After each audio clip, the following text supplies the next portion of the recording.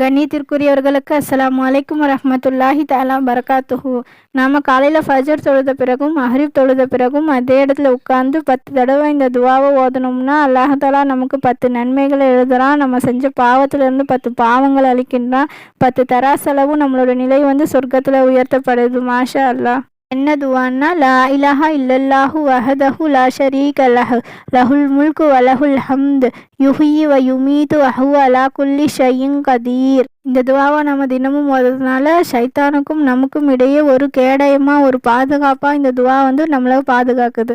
நல்ல அமல்கள் செய்தவர்களுடைய பட்டியலில் இந்த துவாவை ஓதுறதுனால நாமும் இடம்பெறுறோம். நமக்கு மேலே யார் இருக்கிறாங்கன்னா, இந்த 10 தடவை விட யார் அதிகமாக ஓதுறாங்களோ அவங்க இடம்பெறாங்க. இன்ஷா அல்லாஹ் இந்த துவாவை தினமும் காலை மாலை ஓதி நம்ம அல்லாஹ் தஆலாவால் பாதுகாப்பு பெற்றவர்களாகவும் நன்மைகள் அதிகம் சம்பாதிக்கக்கூடியவர்களாகவும் நாம் ஆகணும். ஆமீன்.